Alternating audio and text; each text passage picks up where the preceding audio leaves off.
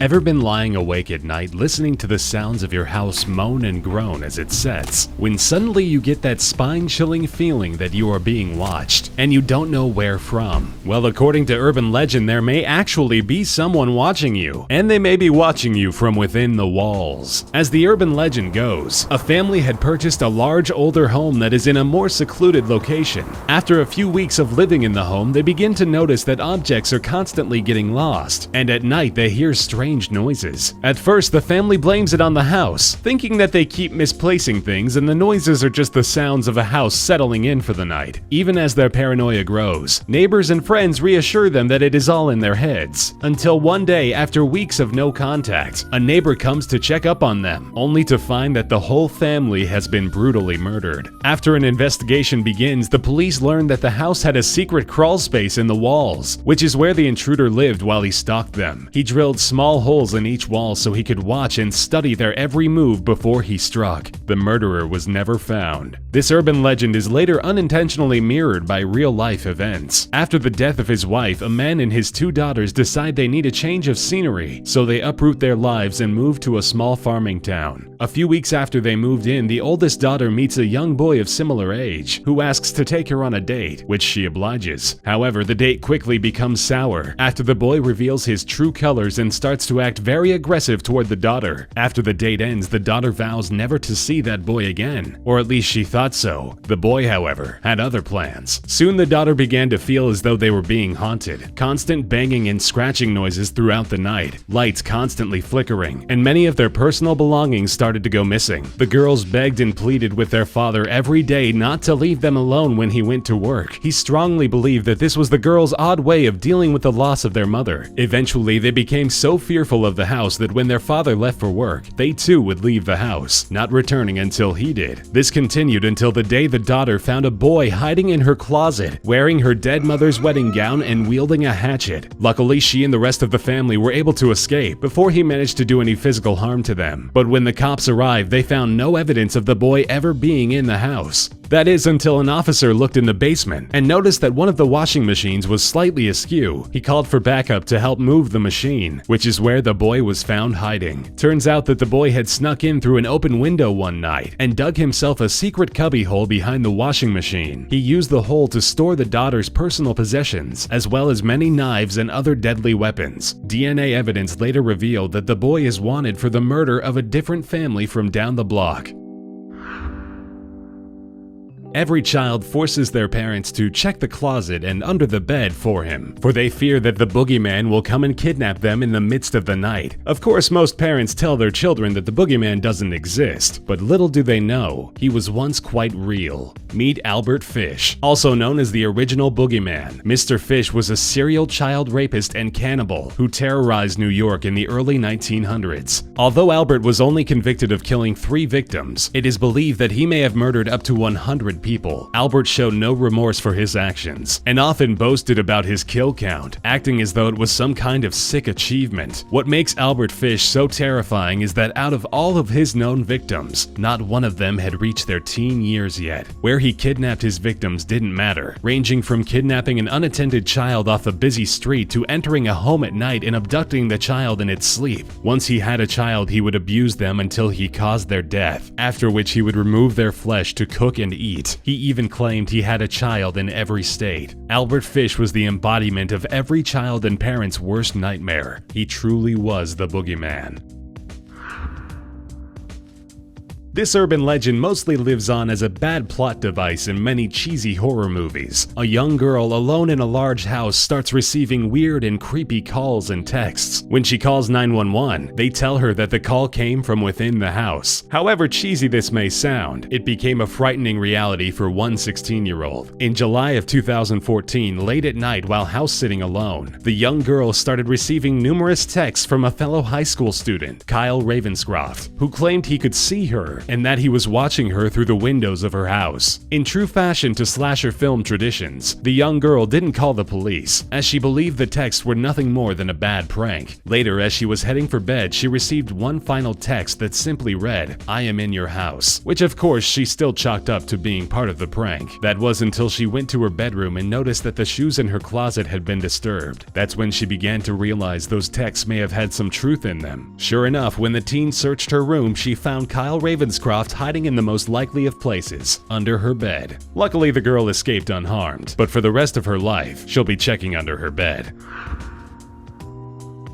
You've probably seen this one on a few crime-solving TV shows. A couple checks into a hotel, but the place smells terrible and the mattress is lumpy, so they call the front desk and complain. So a member of the cleaning staff is sent up to fix the problem. Only they find something way out of their league. They find a dead girl shoved into the bed springs. Sadly, this story is more truth than people realize. In fact, it turns out hotel beds are a popular dumping site for bodies, especially in Las Vegas, Kansas City, and Atlantic City. The strangest part is that in most cases, the body wouldn't be discovered until the day after someone had already slept on it. I guess after being stuck on a long flight, a hotel room smelling of rotting flesh with a lumpy bed is something you'd rather deal with in the morning.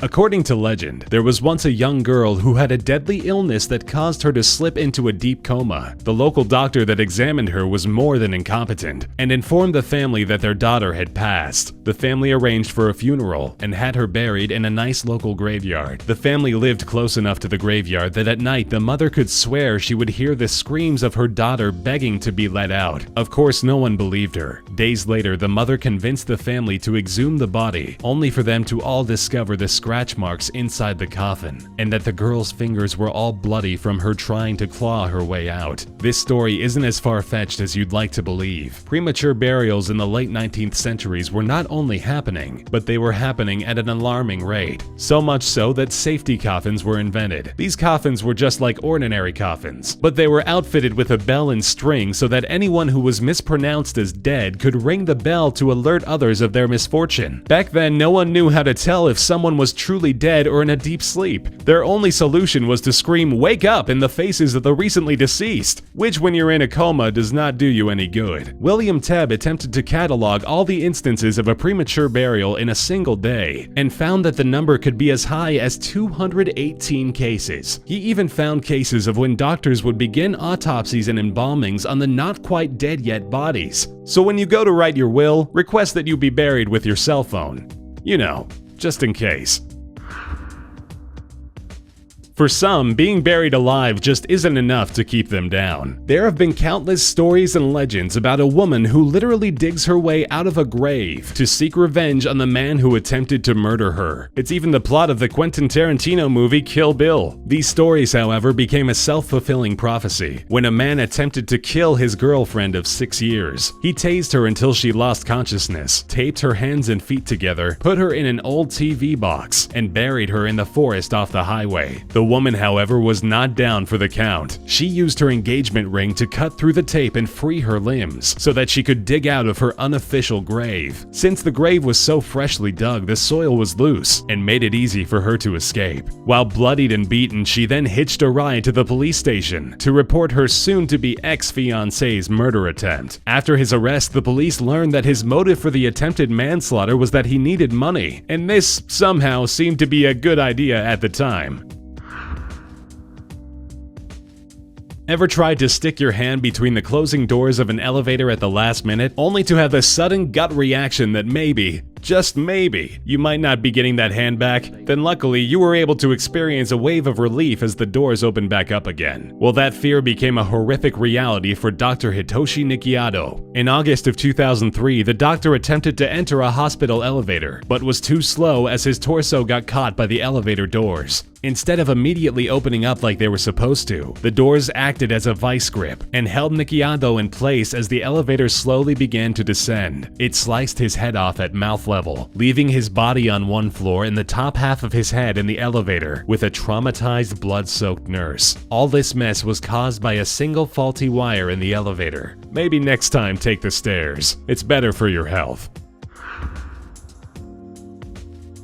When going to a party, it's common knowledge not to accept drinks from strangers, because they might have laced it with drugs, which could lead to waking up in a bathtub filled with ice, a sharp pain in your side, and a note telling you to seek medical attention because they've harvested your kidneys. Truth is, Mohammed Salim is the man who had his kidneys stolen, although his story is slightly different. Instead, the Indian construction worker thought he had hit the jackpot when out of the blue, a potential employer offered him a high-paying job at a construction site. The employer asked to meet with Mohammed in an isolated place. Mohammed's new employer didn't show up. Instead, men with masks surrounded him and knocked him out. When he regained consciousness, he found himself in an unfamiliar location, with an excruciating pain in his side and a note that simply read, "Tell anyone what happened and your kidneys won't be the only thing you lose."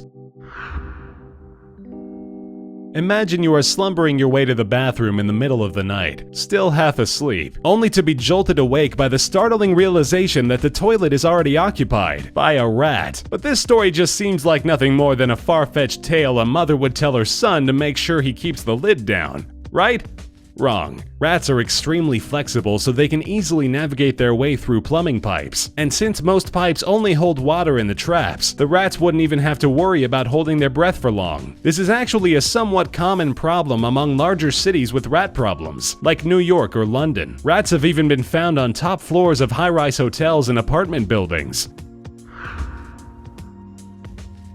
A person gets frozen in a block of ice. Everyone assumes they are dead until the ice melts and they wake up. Sounds like another bad sci-fi movie quip, right? Well, tell that to Jean Hilliard, who was found completely frozen in a freezer, like 100% solid ice frozen. After being rushed to the doctors, they assumed she was dead and attempted to de-thaw her body. But much to everyone's surprise, she woke up, and with no residual side effects. Almost like she just took a nap. Cryogenic freezing. The process of completely freezing a person alive so that they can be reanimated, or at least that is how to describe it in layman's terms. However simplified it can be, cryogenics is an incredibly difficult procedure that only seemed to be possible in science fiction novels. But Mother Nature always finds its way. This time she found her way in the midwinter of 2010, when 19-year-old Jean Hilliard lost control of her vehicle when driving home. The vehicle skidded off the road and onto a frozen lake before the ice broke and the car fell through. Jean's attempt to escape the icy waters proved futile.